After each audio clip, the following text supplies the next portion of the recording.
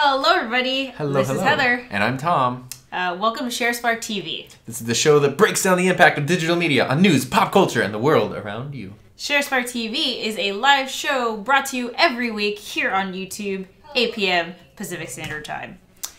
We actually just wrapped up our show on Facebook Live, and now we're here, and we're going to be talking about a completely different topic. On Facebook, we actually did a platform breakdown of Facebook, YouTube, Instagram, Twitter, Reddit, and LinkedIn. So if you want to watch the replay, you can check it out, facebook.com/HeatherJustCreate. Here on this episode of SHARESPARKTV on YouTube. Very special episode. Tom, what are we talking about? We're going to talk about mental health and being a content creator. And do you remember when we thought about talking about this? Like how it came up? No, do you? I think it was a combination of things. Maybe our stresses that we feel. Yeah, it's been an ongoing conversation. Well, because we were talking, we've been talking about this, we've been talking about others, and then this sort of theme is something that has popped up a lot in 2018. Yes. As YouTube has especially exploded as, a genuine platform, not just to share stuff and have fun on, but as how people are making their livings and building their businesses and stuff. Yep. The stress factor and the mental health factor has become pretty huge, because as you put it the other day when we were talking, when somebody runs a YouTube channel, they're everything. Where in the past you used to have roles and divisions in a company. And some YouTube channels are run that way, the bigger ones, but a lot of them, like, you have one person who's just, the whole thing is them, and they don't necessarily have the training. Directing, editing, producing, scripting, marketing, management, branding, admin, legal stuff, creating thumbnails, financial, the whole thing. One creator. Yeah, so that is something that can be stressful and can cause issues.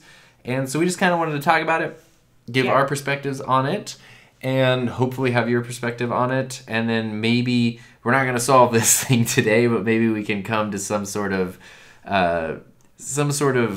understanding. And for us, our whole thing with ShareSpark TV and ShareSpark Media, our goal is to promote digital literacy, and I aim to educate and empower people to utilize digital media, to become content creators and share their story and spark their potential and that whole thing. But, on the other side of the coin, I think it's also very important to talk about, what comes with the territory. And I think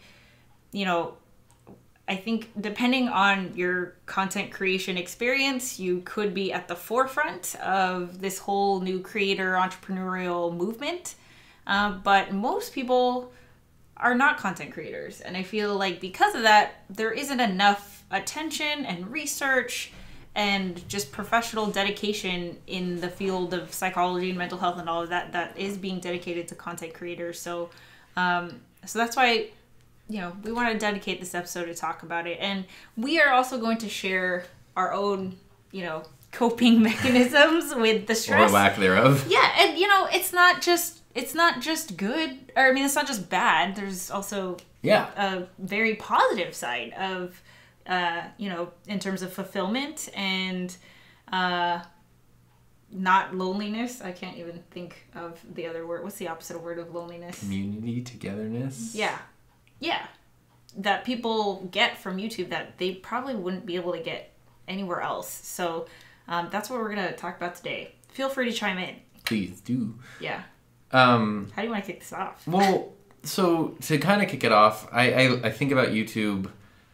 The time I remember really starting to watch YouTube videos regularly, like going down the YouTube rabbit hole, was probably 2007-ish, 10, 11 years ago. And when I think of the YouTube videos of that era, a lot of them were it was almost like America's Funniest Home Videos. Yeah, kind of. Totally. And the production value, there weren't people, now, people have full studios and production teams, and it looks like a Hollywood movie. That was very much the bad webcam on your 12-year-old computer. Home movies. Yeah, bad, just bad low resolution quality. It has the date in the corner. The date in the corner. It's like tracking is messed up. Yeah. And a lot of it was just sort of personal. Think of a product review. YouTube is famous for product reviews. I won't bring up a smartphone, but whatever the thing is, if someone's reviewing something, it would usually just be them sitting at a desk going like, yeah, so this is that. Maybe they take it out of the box. It does this and that. It was very, it was like very low budget, very DIY, and it seemed so simple and easy because literally it felt like this person just propped up a camera, not even, just opened up the camera app on their computer, hit record, and just started talking. The sound wasn't so great, the lighting isn't so great. And that seems really, really simple, and that's what makes YouTube so accessible. But in the past decade, it has really matured in terms of what's expected. And when you see, I mean, even this right now, setting up this live stream, there's a bunch of equipment, there's a whole bunch of prep work that goes into just getting this one camera shot so you can see and hear us. And if with all of that, then that becomes a lot. And so I think there's still, when people first hear about YouTube, especially if they don't make stuff for YouTube, their initial thing is, oh, it's so simple and like kind of cheesy and everyone's just doing their own thing, like recording on their phone or whatever. And they overlook a lot of the work that goes into it. So right off the bat, a lot of YouTube creators are not, disadvantaged isn't the right word, but they're being looked at, the work they're putting in isn't being it's like noticed. Belittled, yeah. Yeah, it's not taken as seriously as someone who has a job on like a film set and is going to set up a light for a film project, even though they're coming in their YouTube thing and setting up lighting, like, even though it's like the exact same thing. Yeah, and I think, you know, the very tricky part about YouTube and creating really on any of these platforms, major platforms that exist today, is this idea of distribution and two-way communication, because that did not exist before. So you could be a photographer, a hobby photographer, and, you know, you could invest a lot of time and money to setting up a camera and getting different lenses, and, you know, it takes you a whole afternoon to get the perfect shot and all of that.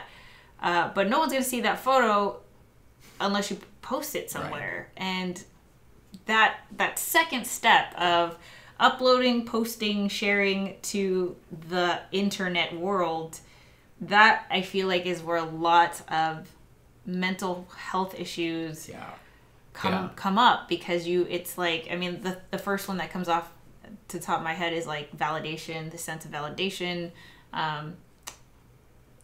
We hear this about kids all the time, like, okay, they're going to delete an Instagram photo if it only gets X amount of likes, because they feel embarrassed for some reason, and they feel like their worth is based on a number that is just like arbitrary. Like, what is this number, you know? Very few people make something for any of these platforms and just sort of send it out and then forget about it and move on to the next thing.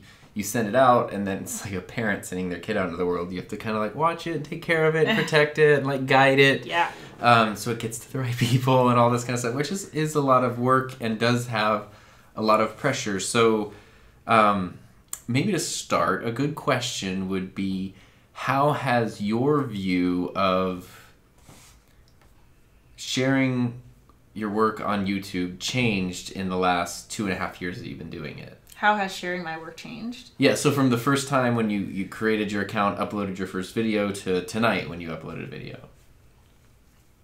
Here's the thing about my journey on YouTube.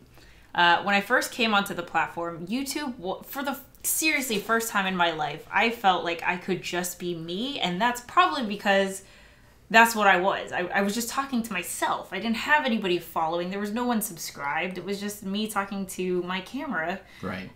With absolutely no judgment. I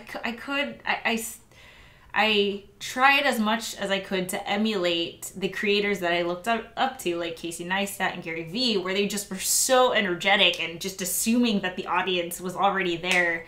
But I was very conscious of, like, you know, if you're just this third party in the room, I would totally look like a psycho. But I don't know, it just felt right. It felt so so nice to express myself in that way and just to talk about my feelings. And I liked being so reflective and stuff like that. So because I just was being genuine, I was just being myself, people eventually just found my content and started to follow me. And for a lot of my YouTube subscribers, I have no idea who you guys are. I'll probably never meet you. I would love to, but you know, you guys are all over. But that you know, the fact that you've accepted me and subscribed to my content, even when you've seen me at arguably my worst. And maybe not even that, but just being myself. Like, literally, I'm just being myself. I'm not trying to impress anybody. This is freaking my channel, so I do it how I want to do it. That gave me, like, a confidence that I don't think I would have gotten in any other, like, position. You know, like, I compare it to my life as an employee, where I'm always trying to please the boss, and you dress up for work, you try to do your best, you wait there for feedback and stuff like that. Like, I don't have that here on YouTube. I mean, there's a little bit of that, and that's why we're bringing this up, because, you know, well, it develops over time. It develops over time, and I'm not gonna lie, if I upload a video, you spend all this time, you put in all the freaking, you know, effort of making a thumbnail, doing all the editing, it gets 50 views, and it's so freaking frustrating because I have 6,000 subscribers, and it's just a constant, like, no, I'm creating for myself. I totally am. I have to remind myself of that, but it's frustrating and sometimes. It goes back to, who are those 50 views? Like, right. That's 50 humans that, you know. The power of one. Exactly. That's been my big kick lately to help me kind of cope with this. Yeah. So, did I answer your question? Yeah. Cool. You did. Yeah. So, Tom. Tom was very, like, not a content creator, I would say. But really wanted to be for years and years and years. But just didn't, for some reason. Just because it's scary. It's scary. So, and you feel silly. Like, what, I'm going to record myself talking to a camera and then upload it to YouTube? Yeah. Now I'm just going to watch people. It's very strange. I think, you know, the generation after us is not going to think twice about it, just because that's their world. They see content creators every single day, so it's more relatable to them. But, you know, being that we're 32, 33, it's still a very weird concept.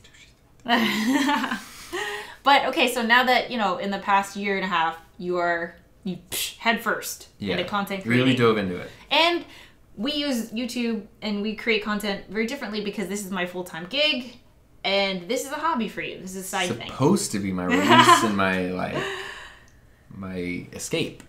Yeah, and I love your channel because, you know, I'm documenting my entrepreneurial journey. So the whole thing is my job, you know, everything, all of it. The whole thing is, like, you know, creating the content is my job, but the content that I'm creating is also my job. Does that make sense? Like, managing the channel and the content that I'm creating is just all of it is my thing. Whereas you're, I envy you sometimes, because it's like 3 things: 3D printing, tech, and vlogs. I know vlogs is a huge umbrella of other content, but, like, it's so simple. It's just like, I'm going to make a 3D printing video or whatever, and people are going to come because that's why they've subscribed to Tom. They know exactly the kind of content that they're going to get from him. But being that I'm his girlfriend, I've seen the ups and downs, and you recently had this revelation of how much your YouTube channel was putting a lot of pressure on you. Yeah, I have not solution to that all the way yet.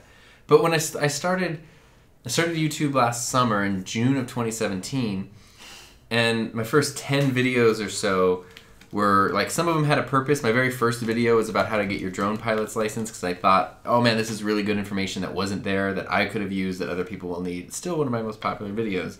And that was good, because that gave me a purpose to start. Like, it wasn't just a random thing. I was like, I have, like, a job to do on YouTube. Cool.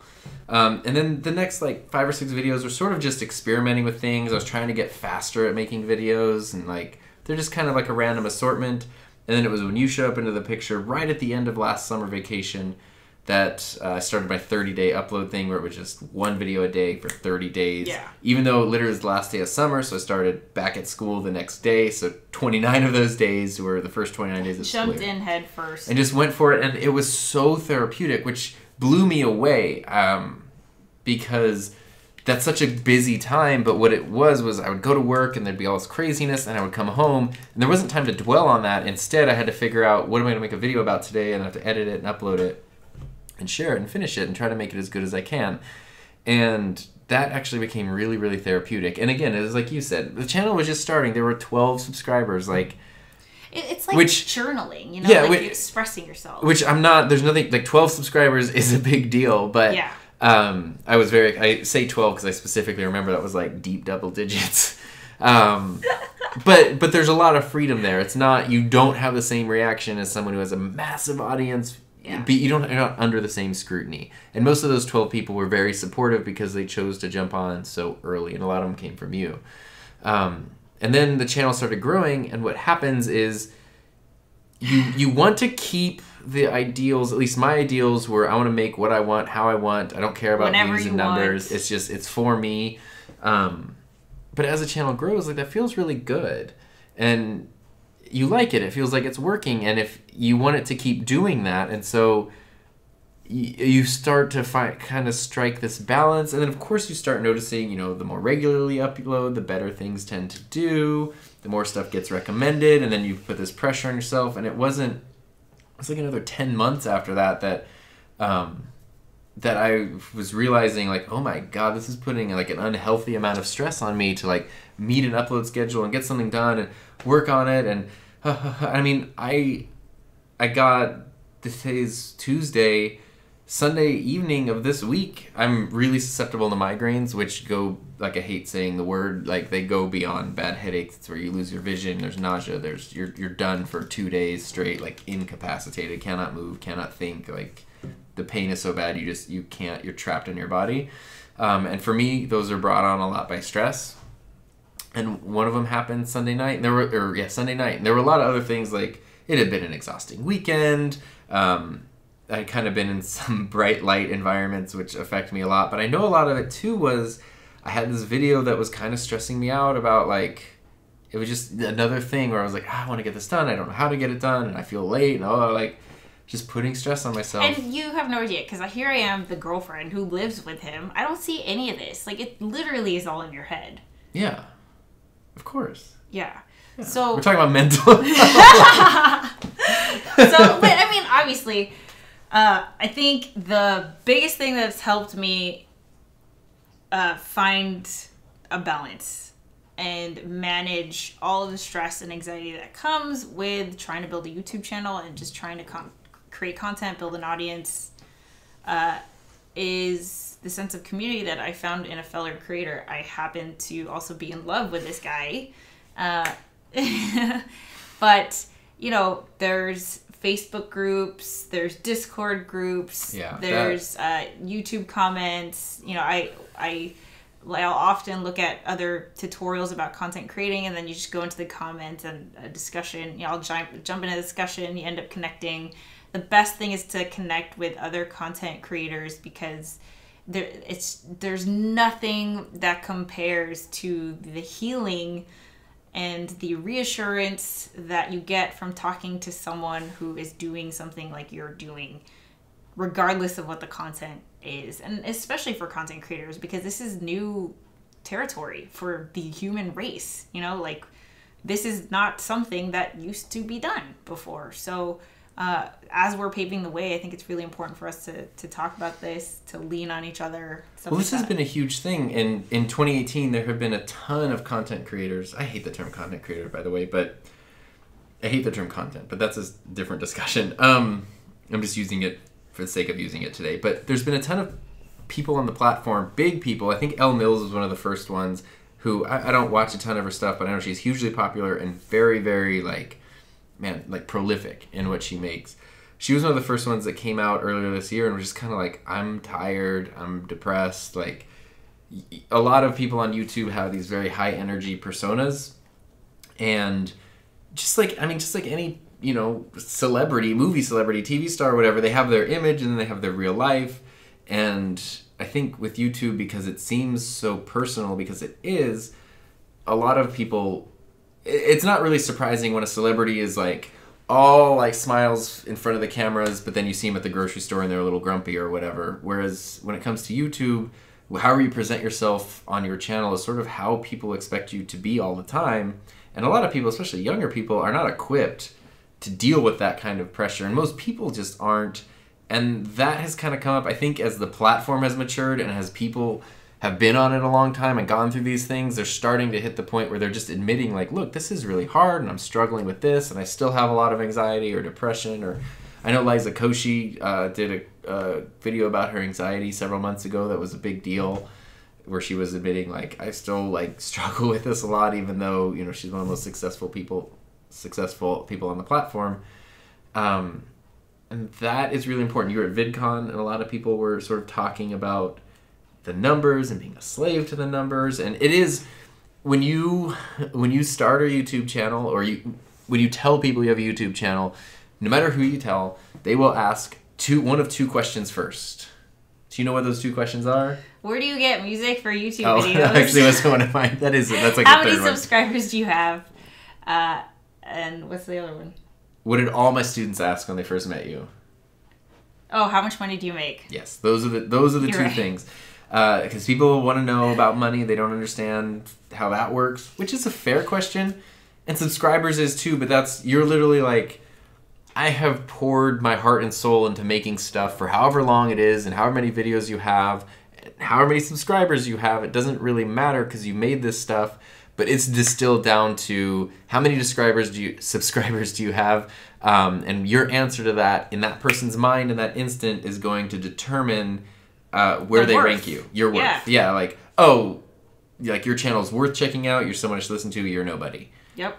And that sucks. It sucks. And I mean, that's our mission. I think that creators are doing a really good job of, you know, talking amongst each other about these things. And I saw a lot of that at VidCon. But I think, you know, me being an advocate for digital literacy, I really want to talk to the masses and the viewers and the people who just won't be ever content creators, which is fine. There's nothing wrong with that. But I really do feel like, you know, until you start creating yourself, there's a whole completely different side of the digital world that you just won't really understand.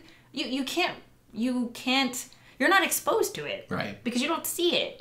And I think that, you know, that is what I want to spread awareness about.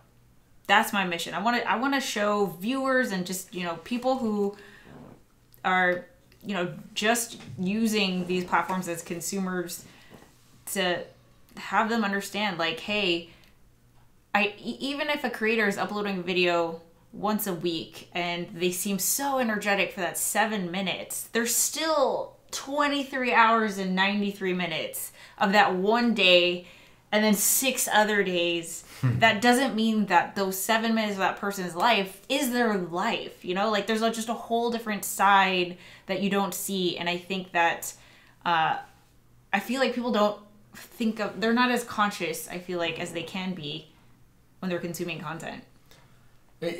Yeah, I mean, it takes the big thing that I push for is thought and critical thinking and introspection. Even if something's silly and goofy, if you're making silly and goofy stuff, thinking about what you're making, thinking about what you're consuming. It's like putting food in your body. You're not just going to hopefully just go grab anything. Like, you're going to kind of think about, what's the nutritional value of this? Like, is it good or bad? What are the effects of it before you consume it?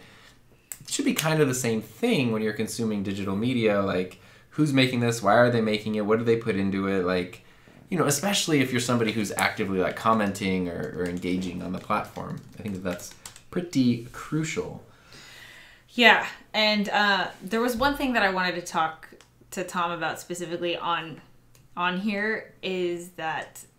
I don't know what this is going to be about. No, you know this. There are people who pay for views. Yeah. I think all of the platforms are doing their best to prevent that from happening. It's against terms of service on every platform. Yeah. To buy clicks and views and followers and yes. stuff. It's just every platform has, like, you know, a mission and the spirit of the platform, and fake views is like, what is that? You know, and it is weird. It just what is that? It's yeah. like but buying out a movie theater for just yourself and sitting and watching your own thing and like, look at all these seats that are empty. Yeah, it's so strange. And it's sad that, I mean, maybe it's not sad. I don't know. Well, the part I understand. Yeah. Here's where, like, I do understand it, because we've all done this. You Google iPhone review, or not Google, you go into YouTube, which is kind of Google, and you search iPhone review, and all these videos come up, and there's one video that has, you know, 290,000 views and another view that has 86 views.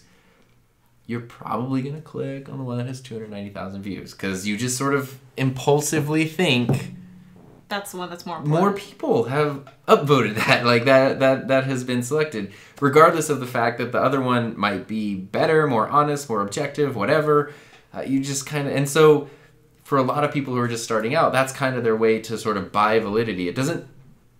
It can be that they're peddling, you know, they're snake oil salespeople and they're just peddling garbage, but it could be that they're trying to get a boost to their thing and they're just starting out, but it always, 100% of the time, if people do that, it comes back to hurt them and hurt their channel, and if not, get their channel just straight up deleted. Yeah, and why? And that's well, it's just because of that. I'm so curious what it would be like if YouTube just hid subscriber counts, or if oh my god, that'd be awesome. If there were a movement where like a lot of people just hid their subscriber counts, so you don't go to a channel based on how many subscribers it has. It's just because you want to. You go to it because of that content, their description, their thumbnail, their whatever, it got your attention, and now you're clicking on it. If you really like it, you'll subscribe so you get more of it. And if you don't, then you don't. You move on. And if you don't, then you don't. You have no idea. They could have 10 million, they could have 10, and you have no idea. I'm really curious what that would do to the platform to hide those metrics. I know that will never happen, but yeah. I think that would be very interesting. I think that'd be interesting. So another point that we wanted to talk about is the inspiration part, the positive stress. Do you want to talk a little bit about that? Well, because like I mentioned, I'm susceptible to migraines. The biggest trigger for me is stress, but stress can also be hugely positive. So like I used to get them a lot. If we were going to go to Disneyland or something, I'd be so excited about the trip that by the time we got there, I would get one and it would ruin the whole trip. Yeah. And so YouTube can kind of be the same because sometimes... You're so excited. Especially like... When I get into it, I'm starting to make a video, I'm so excited for that video to be done, and I just want to share it and get it out that just in my own brain, I'll get so excited, and like the little hamster on the wheel will start going so fast that like it's unhealthy, and then I'll push myself, stay up later, neglect other things, just kind of like to a state of like manic exhaustion, that it ends up being like bad for my health. Whereas I should ideally go like, oh, I did this. Oh, it's been a couple hours. Pause. I'll come back to it tomorrow. Work on it. Like, that's what I'd like to do, but I have such a hard time with that. How do you cope with that, Tom? I haven't. I try. Well, I got off of I kicked clean the habit of a regular upload schedule. I try to do one video a week, but I just knowing I can upload it whenever it's done. And there's no pressure. You're not monetizing your channel. So I'm not monetizing it. Like, that's the reason why. Intellectually, I know that that's the case, but emotionally, I'm so excited about it that I just want to share it with everybody. Like, I'm just so psyched about it, and I haven't overcome that. I haven't figured that out. I haven't balanced that yet, and that's the hard thing. And yeah, that's a challenge. It's a challenge. Yeah. Yeah. Yeah. It's sad to hear that because it's like, I not to say that your worries are not valid, but like I can understand. I mean, I try to put myself in your shoes where you don't, like, literally you don't have to do this. Like, if you shut down your channel tomorrow, which you obviously would never do, like, nothing would change. Whereas I would have to go find a job. But let me flip this on its head for you. Yeah. Because I understand what you're saying, and I fully do. And I try to always remember that and be like, okay, cool, because that is the position I want to be in, and I like it. But to think that my full-time job is to focus on creating this stuff. Part of me is very jealous of that. No, I get that. Because I think of like, if I'm not doing this and then a career totally separate over here, yeah. I mean, oh my God, like the amount of time you could. Yeah. But that also goes back to, I had a photographer friend a number of years, like 10 years ago, tell me when I was like, man, I really like photography and I was doing a lot of freelance work. They said that when they became a photographer full-time, they loved it their whole life. The first time they picked up their camera that first day without having another job, even though they'd done it a million times before, it felt so different knowing that this was how they were going to put a roof over their heads and feed their kid and stuff. And it ended up shifting, you know, a lot of how they got the fun they got out of it and the enjoyment they got out of it. And that, I was like, oh, that is kind of a scary thing. It's very different than the fun factor. Yeah, but, you know, that's not true. It's not to say it's not there. Yeah, like, I think that's not necessarily true for people who are creating content that they want to. Like, if I was creating content for a client, then yeah, I'd feel that. I would feel that same, like, this is weird or different. Not weird. Hire me. But, like, I know that who wouldn't want to make content creative? If you like making YouTube videos, why wouldn't you want to do that full time? I get that. But, you know, like, I don't know. I think it's because he has a stable salary and I don't, and I am envious of everything that comes with that, and he's envious of everything that, like, the freedom. Yeah, exactly. Yeah. But it's important that we both also do appreciate the benefits. It's not a grass is greener. It's just sort of like... It's just different. But that's why it's great that we're a team. Yeah, it's cool to see the perspective. Let's shift to, you know, wellness. Yeah. We have stuff to work on our own. Yeah. I think that... We're not here to provide the answers. We're here to, like, have a discussion. Yeah. I have gone through evolutions of, you know, mentalities when it comes to creating on YouTube, knowing that I'm an entrepreneur and a vlogger, daily vlogger, creator, all of these things. I've tried so many different things. And... you know, it's hard because the line between creating content and building a business for me almost doesn't exist. It's so blurred, and you know, there's a million different ways that I can go about building my business, and so I'm sad that I don't have that distinction of, like, you know, I feel like I have this pressure of this next video I make could potentially be the one to help me get paid, you know? And so I feel like I'm in a better place of trying to do what I gotta do to make money and make ends meet and build ShareSpark, and trying to do what I really initially set out to do on my YouTube channel, which is document the journey. That's the focus there. So I'm doing better there. And I've completely thrown out my upload schedule as well. I started deleting it off of my video descriptions and in my profile. It on mine too. I'm not putting anything. It's just whenever I feel like it. But I think, and I don't know if this is because I'm so passionate about digital literacy and I'm a new media advocate and all of that, but I love talking to other creators. Mm-hmm. I love it. It's my favorite thing. You have an instant shorthand because you just sort of... get it, yeah. Like, as soon as I see someone else with a camera, with a JOBY, I'm like, oh my gosh, this is the best And it doesn't matter if they have however many subscribers. I don't think that at all. No, never. That's not the first question. Like, the first question I ask is what's your channel? what is your content about? Yeah, what are you creating? What do you do? Yeah, exactly. It's cool. It's way cool. It doesn't even come up. It doesn't even come up. Like, when we were at the No Small Creator meetup. Nobody asked that. Nobody asked that. Yeah, and that was so great in person to find that community, which is important. That's been my big kick lately. So in terms of wellness, part of this was as soon as I realized I wasn't having fun with it anymore because of the stress, that was a bunch of red flags. I've talked about this before. I made a bunch of videos about it.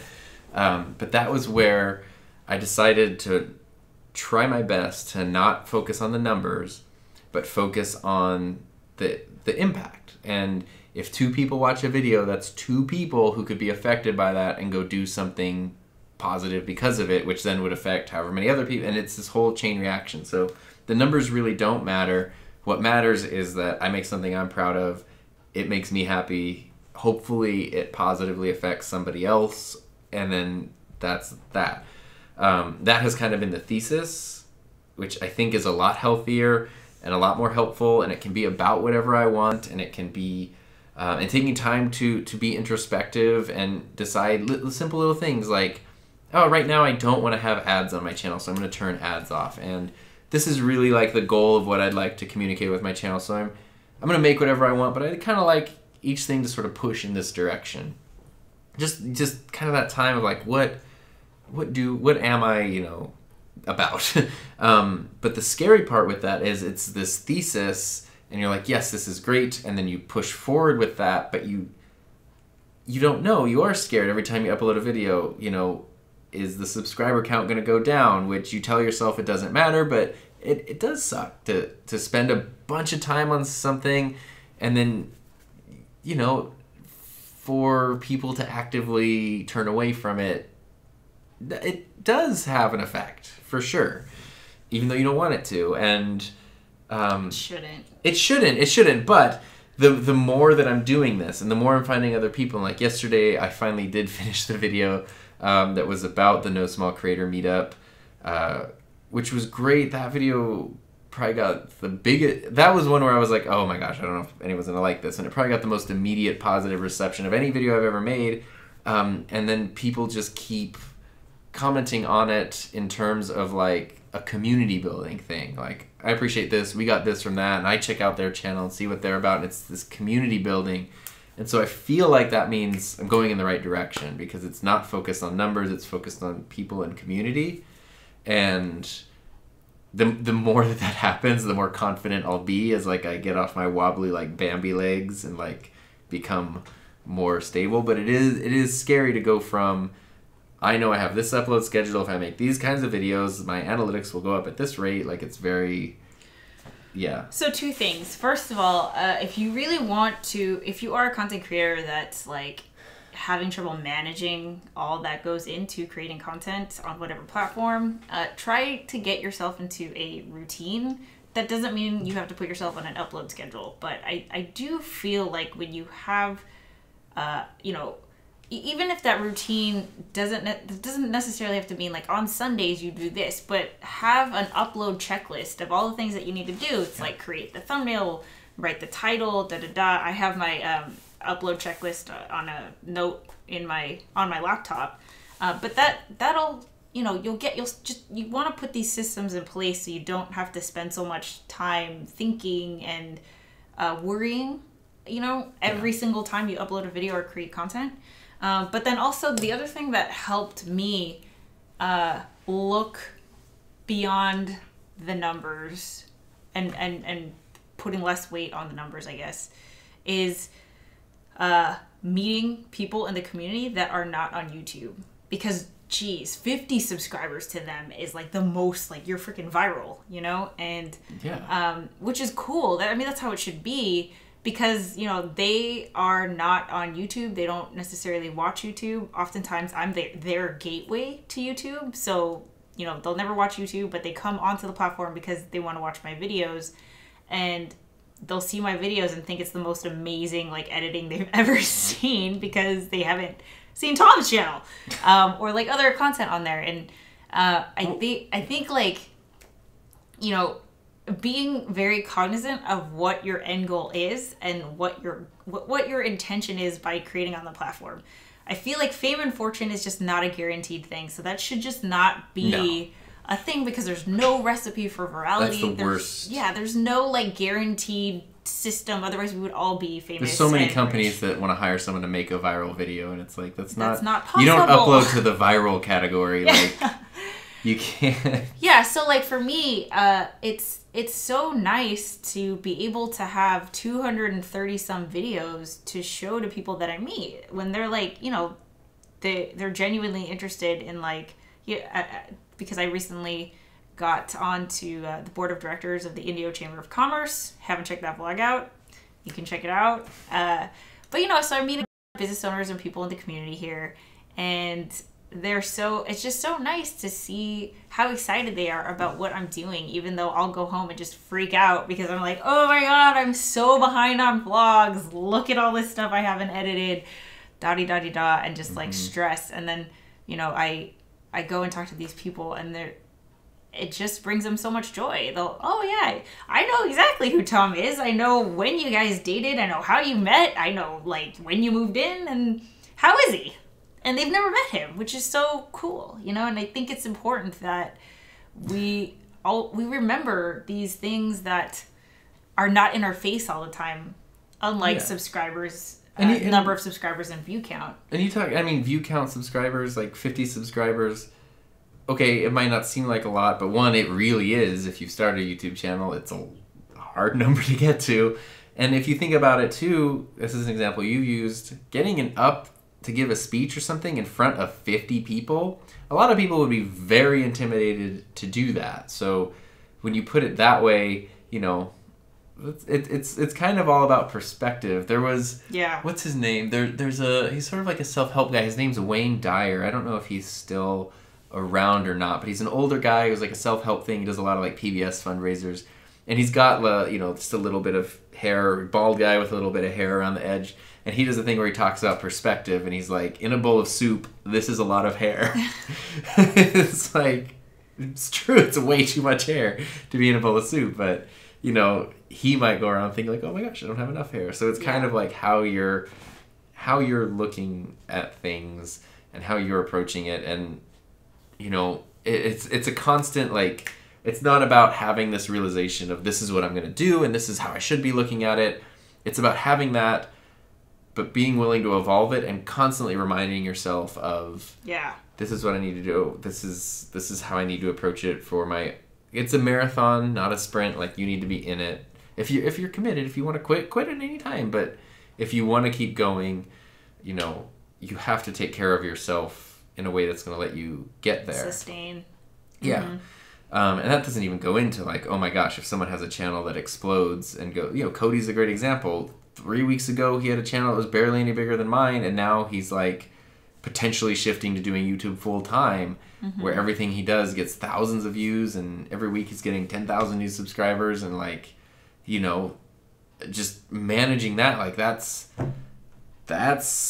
a very intense thing to have to deal with that a lot of people might not be prepared for or to handle well. It's like, you know, winning the lottery or something where it sounds really great, but oh my God, there's so much that comes with it. Yeah. So, you know, I think it's really important for all creators to, I can't help you.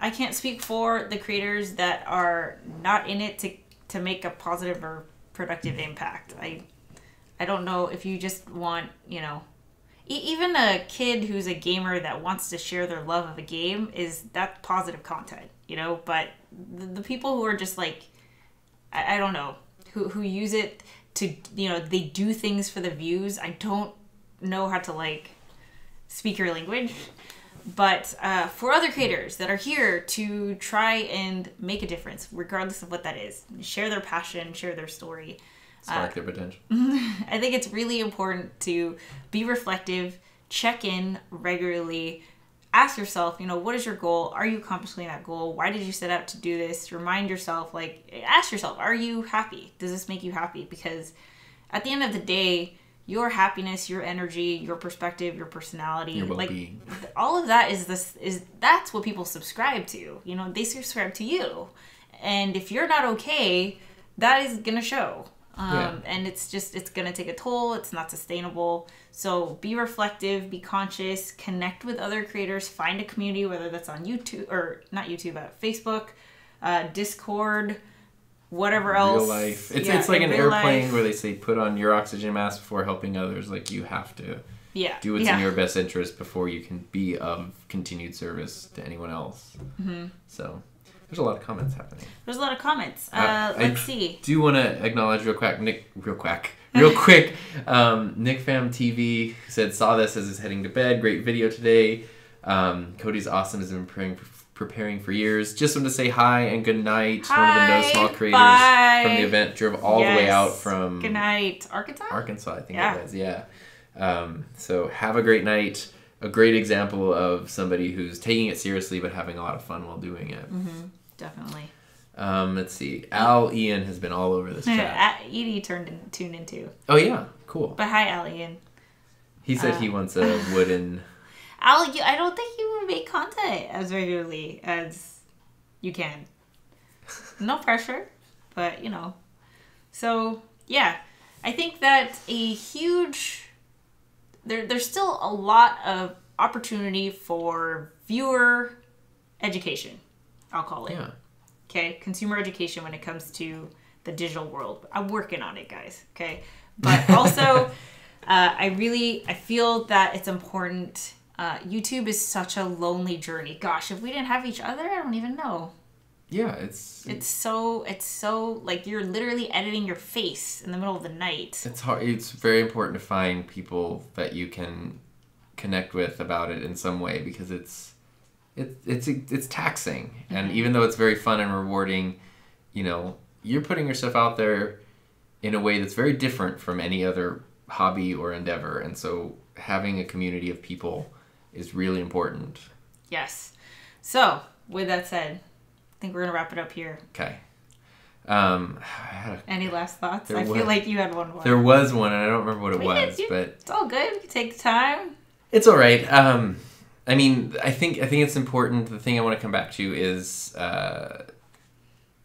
starting my YouTube channel. This is my personal thing. Starting my YouTube channel is, I still firmly believe, one of the best things I've ever done, despite all the challenges and things. Well, not even despite, but maybe because of all the challenges, because the way I learned to handle this also trickles down into the rest of my life, and how I handle those challenges, and how I keep things in perspective and communicate with others. And like, the benefits are extraordinary, which is why when it gets difficult and stressful and whatever, my thought isn't, well, I'm just going to stop and quit. Mm-hmm. You know, it's one thing to take a break, but the idea of just stopping or deleting everything or whatever, that is, as far as I'm concerned, not an option, because the benefits to cross my mind. Far outweigh it. And I remember so many years of sitting on the couch watching YouTube videos and going like, man, I wish I could like do that. When I'm watching someone sit at their desk in their office talk about something to the camera, it's like I had cameras on the desk, so I could do that. Mm-hmm. But I wasn't. And so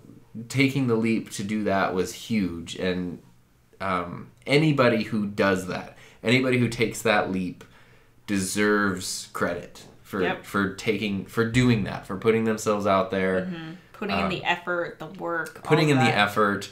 And especially, nobody does that to start as a full-time thing, or everybody is doing that when they start on top of whatever other whole life commitments they have. Speaking of, 7 Blessings in the comments says, it's hard work. I'm a mom of 5 here, managing this YouTube thing and all of our social media, but we love this. Yeah. And that's another thing too, is to just sit back and go like, man, this is so cool. And like, why did we do this in the first place? And that was one of my big things, I guess, to kind of wrap it up. As a high school digital media teacher, several years ago, I'm about to start my 3rd year at a new school with a program I specifically developed. Previously, I was at another school for 5 or 6 years, where I helped kind of redevelop an existing program. And we got really, really good and really, really polished. It was a huge program.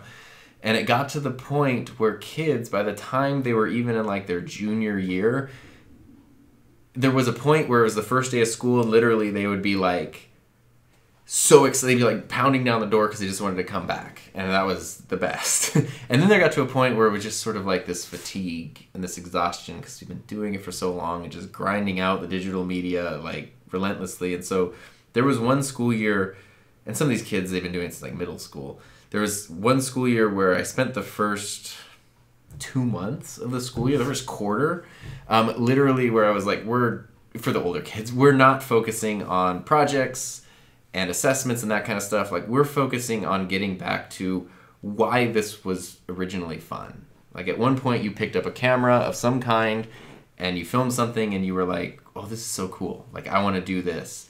What was that? What was that thing? And getting back to that. And that was the big goal, was to remind them of why it was fun and novel and magical to begin with. And that was the most important thing. And from there, then they could go be serious about it again. But it's really important to remember that with anything, you know, playing an instrument, working a career, like being in a relationship, like you have to remember, you have to keep it in perspective and appreciate it for what it is. Mm-hmm. Exactly. Yes. And give yourself credit. Yeah. This has been Motivational Tuesday. Yeah, so definitely take the time. If you're a creator, your mental health is paramount to anything else. So definitely take the time. Recognize when maybe things are, you know, the cause of anxiety, stress, and depression, whatever. And take action, be proactive, because, you know, we don't want you to stop. Yeah, reach out. If you need to do that, then do that. But, you know, we should support each other. Yeah, reach out to other people, other channels, leave a comment, find someone on social media, find a group. Like it feels lonely, but it's not. It doesn't have to be, I guess I should say. Yeah. Okay, cool. We'll end it here. Thanks for tuning in, guys. Thanks so much. When will we be back? We will be back next week, same time, 8 p.m. Pacific Standard Time, here on this YouTube channel. If you have any questions about digital media, digital literacy, hit us up on Twitter. Handles are below. You can also follow us. Well, you're subscribed to my channel, probably. But go subscribe to Tom's channel, The Enthusiasm Project. And if you have any ideas for shows in the future, let us know. Give this video a thumbs up if you haven't already. Let us know what you think in the comments. And we'll catch you guys later. This is ShareSpark. Share your story. Spark your potential.